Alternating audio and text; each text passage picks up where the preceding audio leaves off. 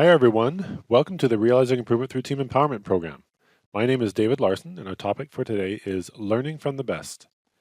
We recently talked about developing knowledge through testing.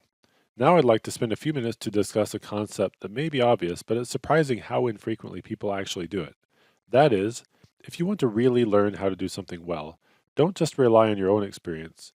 Go and learn how others have done it. Let's return to our story, in which we were building a medieval castle. With your recent changes, your team was able to lift 5 2.5-ton stones to the top of the wall of Greystone Castle with 10 workers, an impressive day's work. One day, you need to go to a neighboring city for supplies. On your way, you pass by the Goldstone Castle, which is also under construction. You notice that they can also lift 5 2.5-ton stones per day, but with only 3 workers. You wonder how this is possible. You return to your team and share with them the news. You start a discussion about what your team can do to match that level of performance. Some of the workers state that everyone knows that Goldstone is much lighter than Greystone. So you weigh samples of the two and find there's actually no difference. The boss expresses his opinion that the workers just need the proper incentives, but you know they're already working as hard as they can. The workers highlight the fact that they have already made many adjustments to their processes, and quite frankly, they're experiencing change fatigue.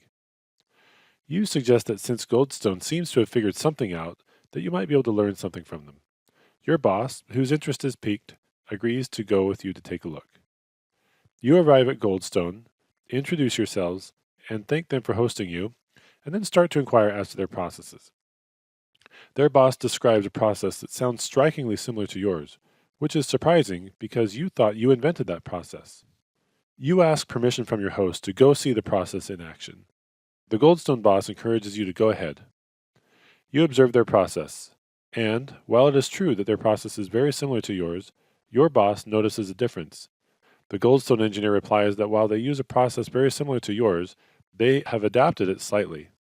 Instead of using a single pulley wheel on the crane, they've attached another pulley on the block. Why would you do that? Your boss asks. The Goldstone engineer replies that it makes the weight of the stone feel lighter. It's called mechanical advantage, she explains. In fact, she continues, you can make the pulley wheel actually a combination of multiple pulley wheels connected together. We call it a block. This allows you to run the rope through multiple times, which we call a block and tackle.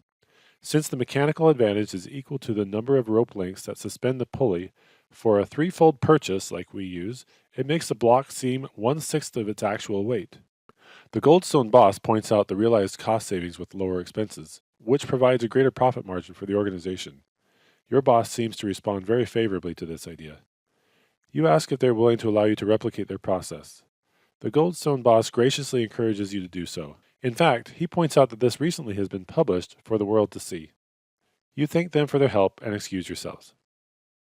Back at the Greystone site, you replicate their process by converting the single pulley to the block and tackle system, and to your delight, it works well. You now need fewer workers to hoist the stone and have fewer injuries. However, after a while, you find that when you move the whole crane, it often falls off the rails you set up for it, which takes production offline for most of the day. The boss expresses his opinion that the individual who caused the problem will probably need to be let go. You suggest that first you make a return visit to the Goldstone team to find out if there's anything else you might learn from them. You return to the Goldstone site, and they graciously welcome you back. You explain some of the difficulties you're encountering. The Goldstone engineer offers to take a look at your process changes.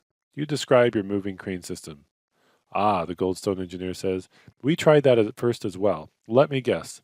The moving crane keeps falling off the rails, am I right? You sheepishly acknowledge that that is the problem, and surprised they already knew. Yes, we had the very same issue, she says.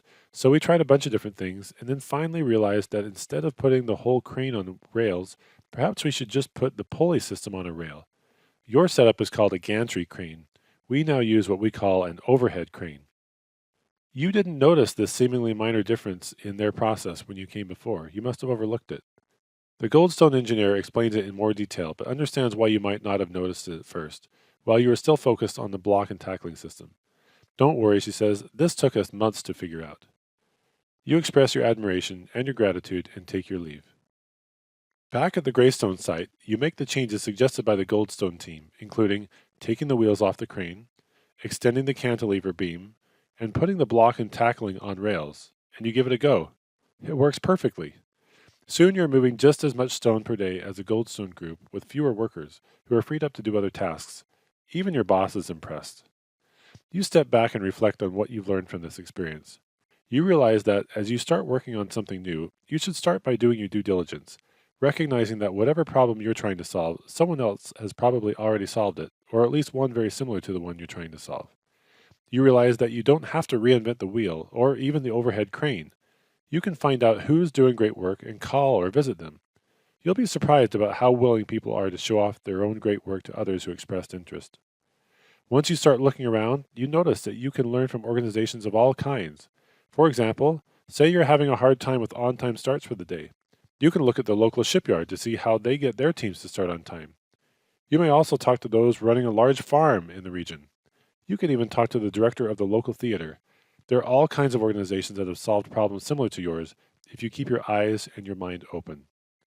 So, a few tips as you begin to learn from others. Start with a literature search. Begin working on the problem before you go and visit others.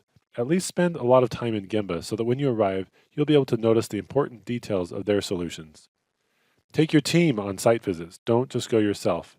Have everyone make observations and then reconvene to discuss what everyone sees. I recommend having your wrap up meeting on the same day so you don't forget what struck you. Plan your visit ahead of time. Decide in advance the specific questions you want to answer. When you learn from others, don't just learn the tools and techniques. Try to understand why they decided to use those tools and what they're meant to accomplish. That will help you develop a more sophisticated understanding. When you talk to people or go visit, take a notebook and ask lots of questions. Take notes on everything. There will be too much to learn to remember everything. After your visit, decide what interventions you'll try out and start testing. Often, you'll find that you won't adopt their approach exactly, but it will usually still help make your approach better. Don't just have one conversation with your newfound friends. Go back and reconnect with them again later. You'll find that you'll learn different things every time. And finally, and hopefully this goes without saying, don't forget to express gratitude to those who share information with you. A handwritten note or a small, meaningful gift can go a long way. Remember, the information they're sharing is very valuable. Don't forget to say thank you. Now, a commonly heard mantra in quality improvement is steal shamelessly. Of course, this doesn't mean to literally steal or take credit for others' work. Definitely don't do that. But rather, it means that you should be eager to learn from every possible source. In summary, there's a lot you can learn through testing, but there's also a lot you can learn from others' experience. Do your homework, go learn from the best. Thank you for watching. This is David Larson with the Realizing Improvement Through Team Empowerment program.